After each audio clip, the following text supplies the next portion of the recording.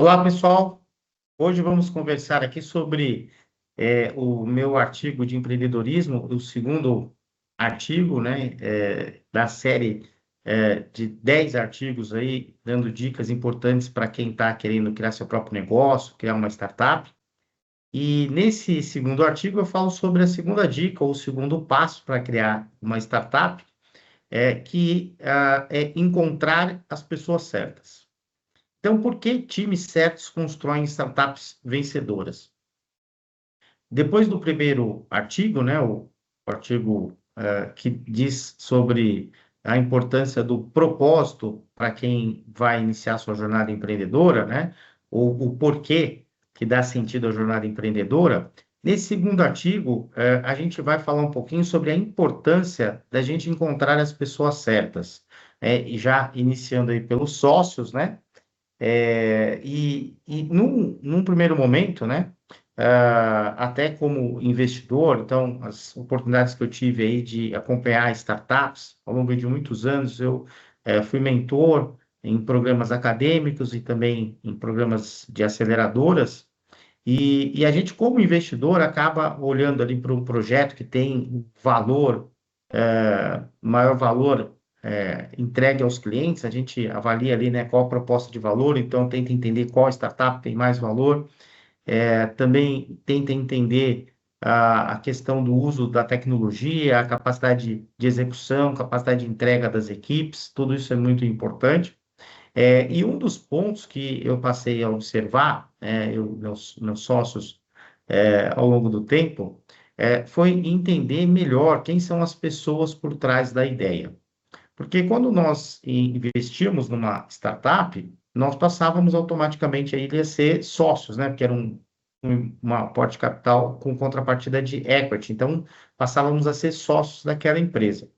E a partir daí, era muito importante a gente entender quem eram aqueles sócios, quem eram aquelas pessoas que estavam desenvolvendo aquele projeto, né? E a partir daí compartilharíamos ali do mesmo sonho, dos mesmos objetivos que aquelas pessoas. Então, eu até costumava brincar com meu sócio, né? Que é quase que um casamento profissional, né?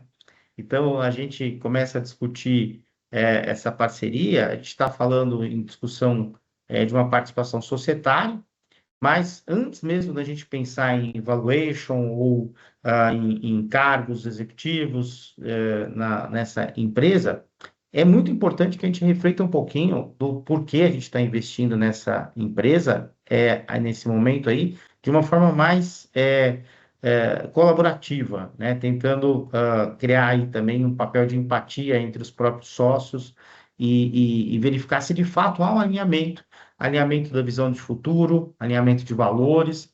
Então, por que nós estamos criando essa empresa? O que nós estamos dispostos a abrir mão?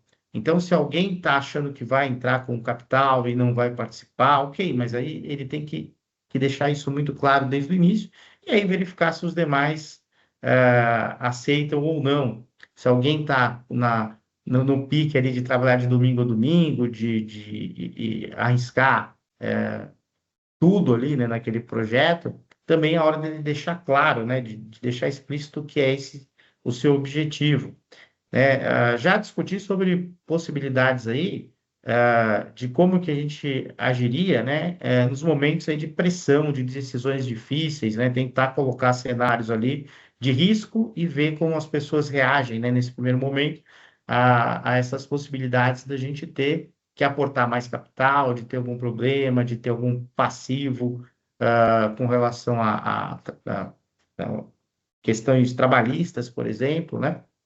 Então, como que as pessoas lidariam com esse tipo de situação? E o que que é inegociável, né? Valores básicos ali que para cada um, para cada um dos envolvidos, né, se tornaria um fator crítico ali para continuar ou não continuar na sociedade. Um outro ponto que é muito interessante também é a gente trazer perfis que são complementares.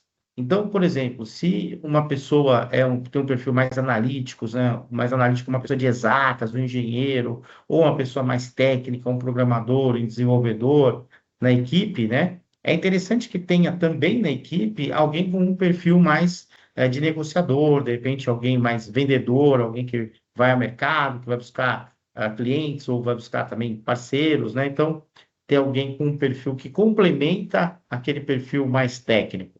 Então, no final ali, que se a gente tiver uma equipe colaborativa, né, e tiver essa interdisciplinaridade, essas habilidades e competências complementares, isso também ajuda bastante aí no desenvolvimento do negócio.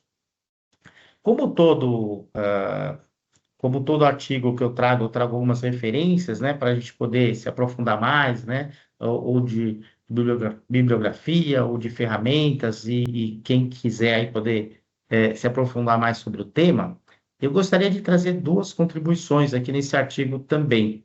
Então, a primeira é de um autor contemporâneo, que eu acho muito interessante, né, que é o Ben Horowitz. Ben Horowitz, ele é cofundador de uma empresa hoje, uma empresa de capital de risco, a Andreessen Horowitz, e é uma empresa que administra em cerca de 90 bilhões de dólares, né, em ativos, então uma empresa aí bastante interessante, uma das maiores do mundo nesse segmento. E além da obra aí do Ben Horowitz, é muito interessante porque ele traz uma temática falando sobre inteligência artificial e biotecnologia, então como que essas tendências aí de futuro, elas criam novos mercados, né? Não só criam novas oportunidades nos mercados que já existem, mas também são tão poderosas ou tão impactantes que elas criam de fato novos mercados, né? Ele também, na sua obra, fala bastante sobre essas questões relacionadas aí a contratações, demissões, definição de responsabilidades, e principalmente em gestão de conflitos entre sócios. Então, vem bem alinhado aí essa questão da importância de pessoas, né, no desenvolvimento de grandes negócios.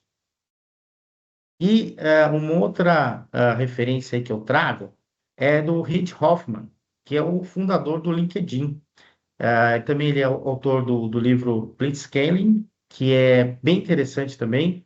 E o Reid Hoffman, ele destaca que as startups crescem quando conseguem formar redes de confiança, e times que são capazes de aprender mais rápido do que o mercado muda, né? Então, esse é um conceito bem interessante aí do que a gente chama também de future proof, né? Que organizações à prova de futuro aí ao pé da letra, mas um conceito que trata sobre como as empresas se adaptam rapidamente às mudanças no ambiente, e se tornam empresas ágeis, inovadoras, capazes de evoluir no contexto dessa sociedade 5.0, num mundo com mudanças dinâmicas, né, e com tecnologias emergentes protagonizando aí essas transformações de forma cada vez mais rápidas, mais aceleradas.